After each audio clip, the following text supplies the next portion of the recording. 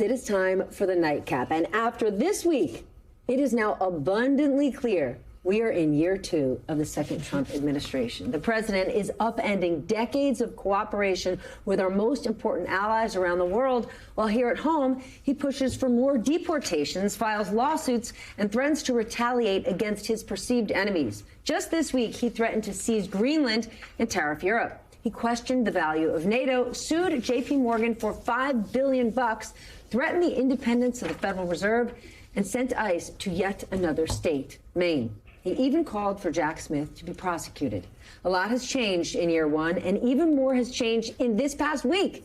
So let's bring in our nightcap, because it's a great one. Steve Liesman joins us, CNBC senior economics reporter, MS Now political analyst Molly Jong-Fast. She's a contributing writer for the New York Times and host of the Fast Politics podcast, which I will be joining next week. Eddie Glaude, Princeton professor and MS Now contributor, and Paul Rieckhoff, founder and CEO of Independent Veterans of America, and he's host of the Independent Americans podcast. Paul, I'm going to turn to you first.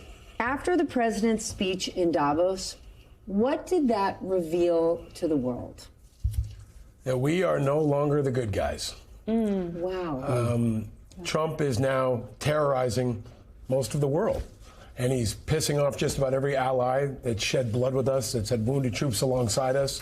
And he's managed to tick off even our most trusted allies.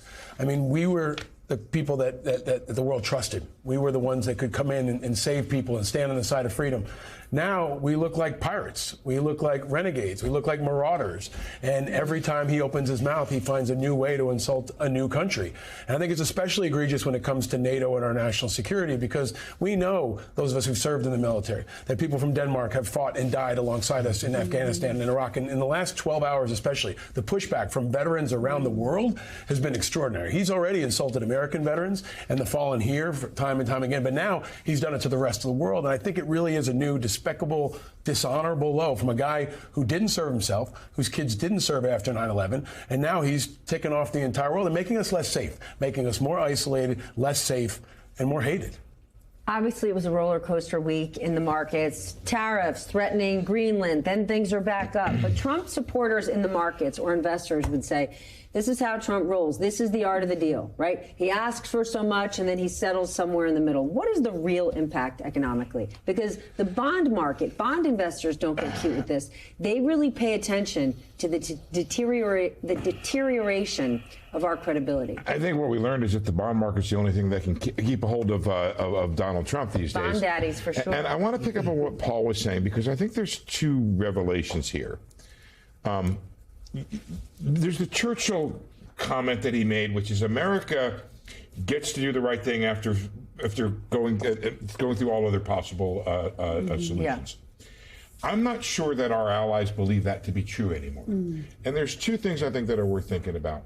The first is not necessarily that we elected Donald Trump with his America First agenda. I think what they saw is that the institutions do not exist in America right now to correct a president who goes off of script, off because of that America presidential First power thing. Has gone so far? Because presidential power has gone so far. I spent 2 hours listening to the Supreme Court hearing on the removal of Lisa Cook. The only thing that seems to be keeping the Supreme Court from giving Donald Trump the power to fire the independent Federal Reserve boards is their concern about the economy. But there wasn't much thing about, reining in presidential power, and they were sort of like maintaining the ability of the Fed to keep doing policy or economic policy independent. But they were really concerned about the economy there.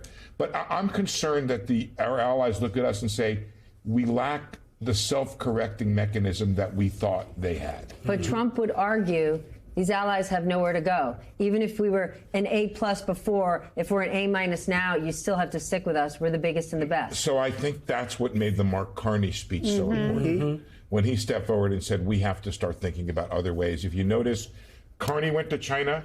You know who else went to China? And I don't know if he went or just announced, was the Prime Minister of England's going to China. Everybody now is going to make a separate deal with China. And you asked me about the economic part of it. I'll also give you a security part of it. If we're going to rein in China, it's going to be together with our allies. Not sure we have those allies, because now they're saying, I got to do a deal with America and with China. I'm not going to let America take the lead on the deal of reining in Chinese security? Yeah, it was a lot of walkbacks, but I do think the most embarrassing moment was pretty much obscured by all of the drama, which was the Board of Peace, where he said... This is important because people missed it. Because it came at the end, but it was really embarrassing. $1 billion of membership. It was meant to be like Mar-a-Lago. We could not get anyone in there who was a sort of NATO good ally. Hey, isn't Kazakhstan? What's Right, correct. We got Kazakhstan, we got Russia. He took Mark Carney's invitation back because he was mad about that speech where he wasn't named. I think that idea that the rest of the world is looking at us as the rogue state with the rogue president and the rogue Supreme Court, I think that's right. What we witnessed was the collapse of the post-World War II consensus. Wow. The very world that made possible American prosperity. Yeah. The foundations that led Henry Luce to declare the American century. All of that collapsed right in front of us. And I think it's really important for us to understand. Remember, Carney said something, he said a lot of things really important. For the eggheads like me, he invoked Thucydides. He invoked Václav Havel. And he said, in invoking Havel, he said, we have been living within the lie. And we can no longer live within the lie. As a middle power, we need to understand that we are in a world where it's been defined by spheres of power. And we have some bad actors here. And we have to understand our role, what we must do, given the values that animate us. And so the world that created American prosperity is collapsing right in front of us. And the presumption on the part of Trump and others that the world will not move on. This is not a world that's in tatters because of the violence of World War II.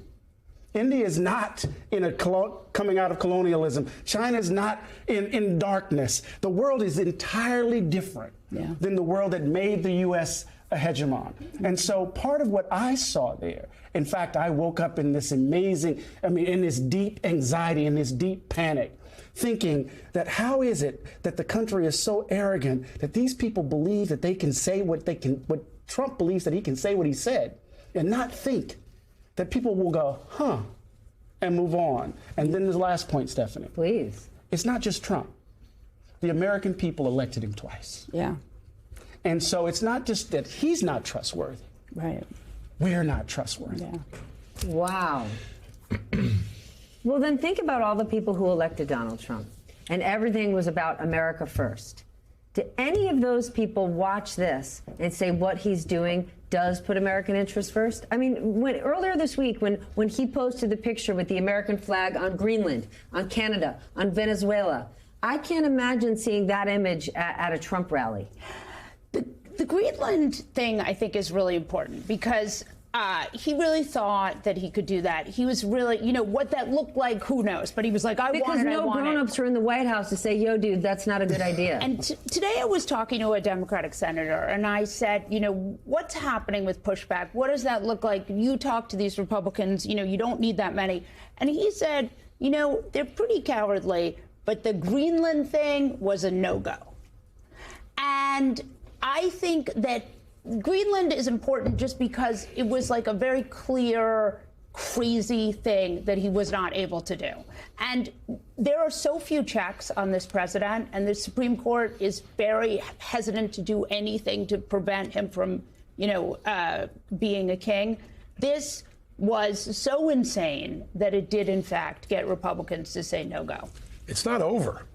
I mean, he has not going to let it go. He has a plan. 2025 was about dominating America. 2026 is about dominating the Western Hemisphere. And that's what he wants to do. So when he says he wants to take Greenland, he's going to find another way. Maybe he'll try later. He's also said he wants to get out of NATO. Right. So what this crazy peace group is about is trying to create an alternative for NATO. Right. He is undermining NATO. He is blowing NATO apart. And the reality is that nothing is stopping him except himself. Right. He is all gas, no brakes, and no guardrails are slowing him down. He can still do anything he wants with the most powerful military the world has ever seen. And Congress didn't do crap about Greenland, just like they didn't do anything about Venezuela until after it happened. So the test is it the markets that maybe slowed him down? It seemed to be the tariffs and the reaction of the markets that actually slowed him down, because it wasn't NATO that slowed him down. It wasn't Congress that slowed him down. Maybe it was Chairman of the Joint Chiefs of Staff Kane, who might be the only one stopping him from invoking the Insurrection Act. But we are hitting circuit breaker moments time and time again. And so far, nothing has stopped him. And there's a theory of the case that Greenland was to try to get out of NATO,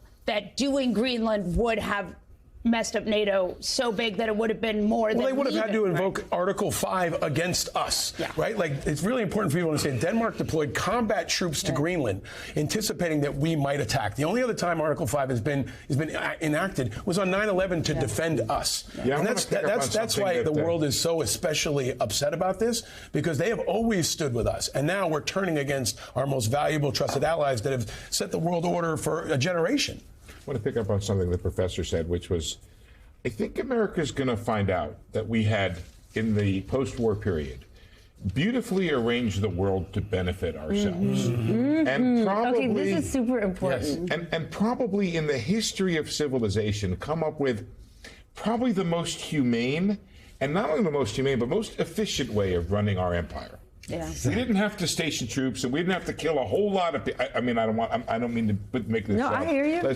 But compared to, say, the Romans that put legions in and people on crosses, we didn't necessarily have to do that per se. There's a very funny thing very important thing that happened during the Great Financial Crisis and the pandemic. It's a thing called swap lines. Oh, brother Geronimo.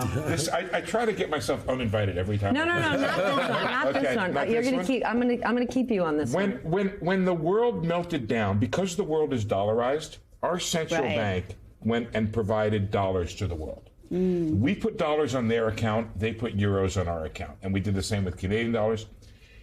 Try to imagine the world now in a financial crisis with a majority of Trump appointees on the Federal Reserve Board, while the president is trying to take over Greenland, where the president says, if you want a swap line, give me Greenland. Right.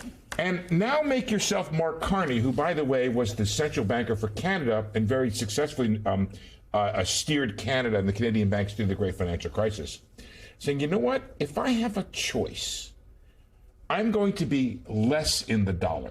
I'm going to be less, and I don't think they're running away because they can't, but in the choices that will be made at the margin, I believe, from this point, picking what the professor was saying, I think those choices will be less dollar, less U.S., maybe more China, maybe South America. Do you think, when you just said it wasn't just Donald Trump this week, America elected him twice, right? And the average person, and I'm not saying the average person's a dope, but the average person isn't thinking about, or they're taking for granted that the dollar is the reserve currency. Is the reserve currency. If it would not be, our whole lives would get a whole lot more expensive. Do you think people realize the extent of what they voted for? No, they don't realize it. Just like farmers didn't realize. Yet they voted for him again. Twice. And so what I think, was so fascinating is that we've always known, at least some of us, that our hatreds would get the best of us at some point. That our greed would grab us by the throat at some point. The toxic brew of greed, selfishness, and hatred has soured the belly of the country, eaten a hole through its lining. And so we find ourselves right here. Carney was very clear when global integration lends itself to the reality that big powers can use that integration to extort, to bully in light of its own interest. When Stephen Miller, in that interview on that other network, said that all of this stuff in the post-World War era, all of this infrastructure and all, it was weak. And so they are actually appealing to 19th century imperialism, to the stuff, cosplaying Teddy Roosevelt, wanting to take over Guam, wanting to take over the Philippines, wanting to invade Haiti. That's the conception of power that animates these folk. And if Americans believe that the world is just going to stand by and let America run roughshod, oh my God, we're about to FAFO. We're just going to leave it at that.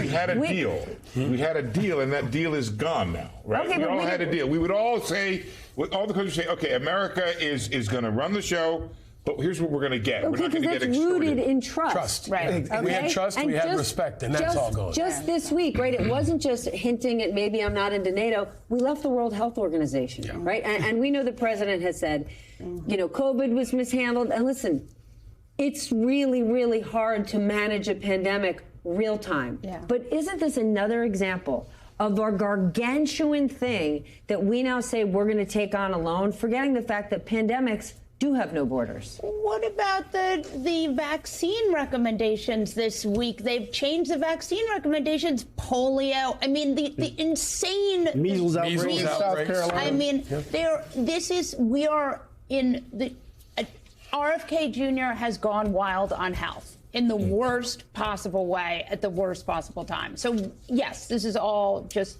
totally terrifying.